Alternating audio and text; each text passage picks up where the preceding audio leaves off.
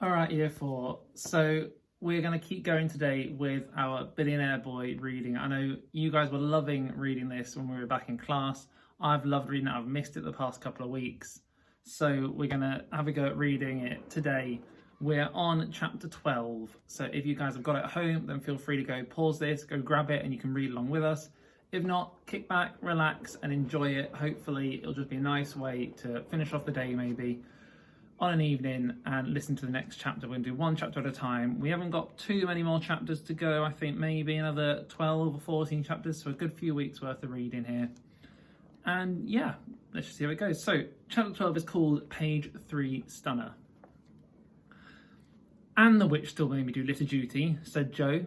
He was sitting with his dad at one end of the highly polished 1,000-seater dining room table, waiting for his dinner. Impossibly large diamond candelabras hung overhead, and paintings that weren't very nice but cost millions of pounds adorned the walls. "Even after I dropped your homework off in the chopper?" said Mrs. Budd angrily. "Yeah, it was so unfair," replied Joe. "I did not invent a double-sided moist dry toilet tissue for my son to be put on litter duty." "I know," said Joe. "That Miss Spite is such a cow. I'm going to fly to the school tomorrow and give that teacher a piece of my mind." "Please don't, Dad. It was embarrassing enough when you turned up today." "Sorry, son," said Mr. Spud.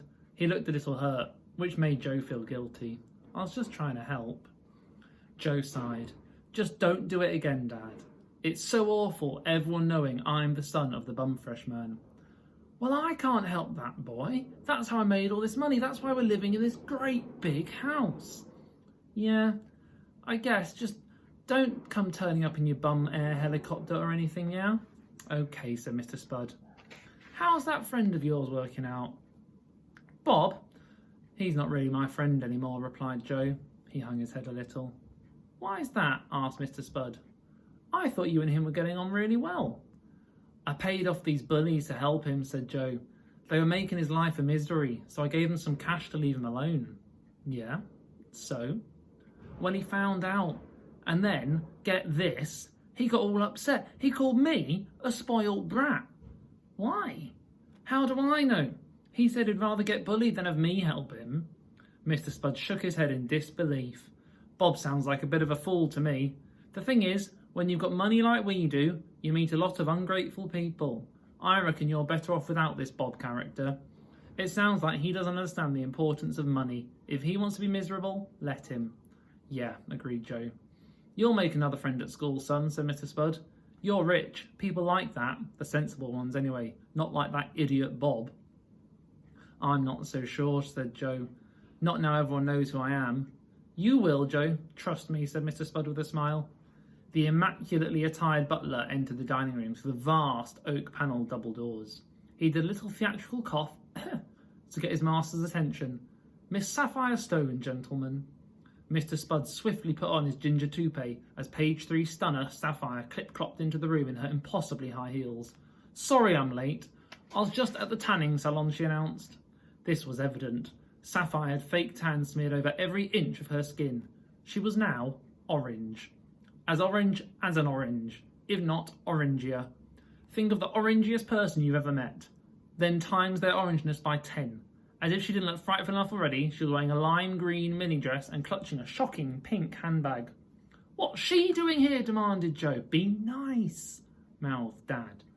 "Nice pad," said Sapphire, looking around admiringly at the paintings and chandeliers.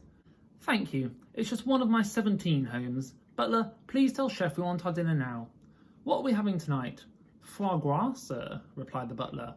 "What's that?" asked Mr. Spud. "Specially fattened goose liver, sir." Sapphire grimaced.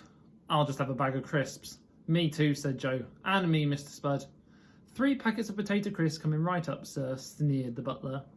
"You look beautiful tonight, my angel," said Mrs. Spud before approaching Sapphire for a kiss.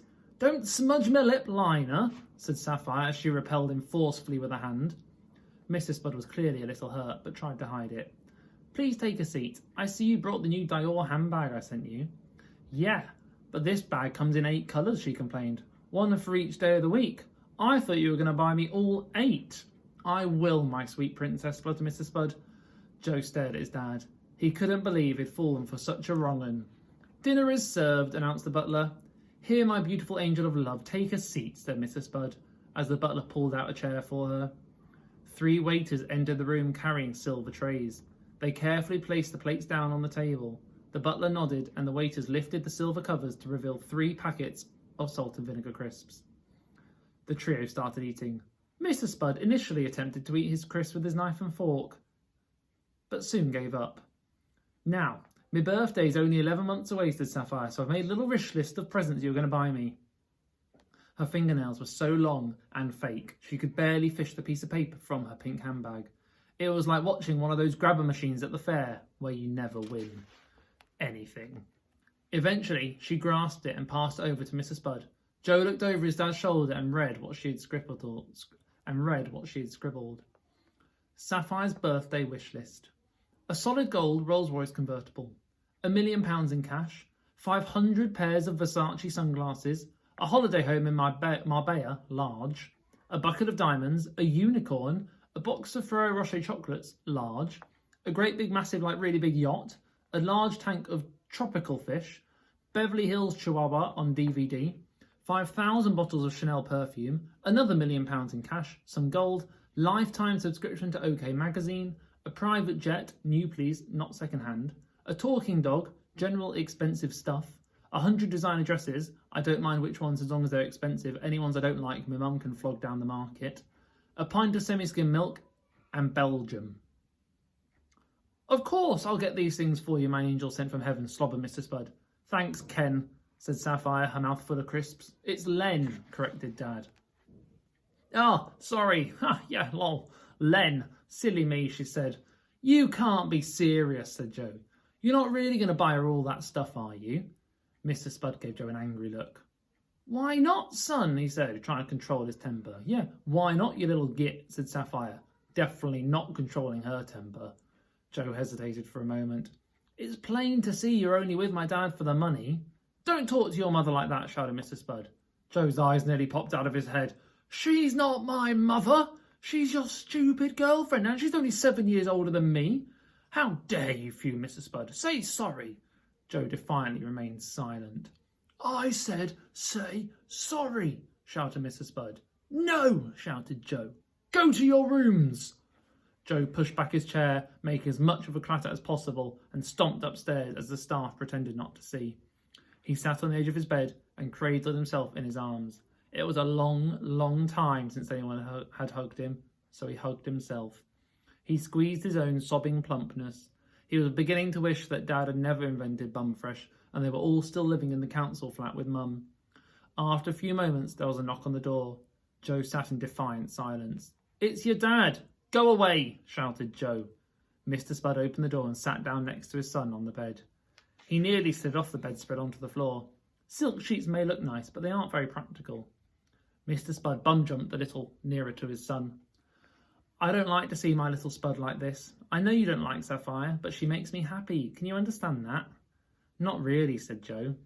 "And I know you had a tough day at school too, with that teacher, the witch, and with that ungrateful boy, Bob. I'm sorry. I know how much you wanted a friend, and I know I didn't make it any easier. I'll have a quiet word with the headmaster, try and sort things out for you if I can." "Thanks, Dad," Joe sniffed. "I'm sorry I was crying." He hesitated for a moment. "I do love you, Dad." "Ditto, son, ditto," replied Mr. Spud. And that is the end of chapter 12. So we'll come back again soon and do chapter 13. Have a nice evening.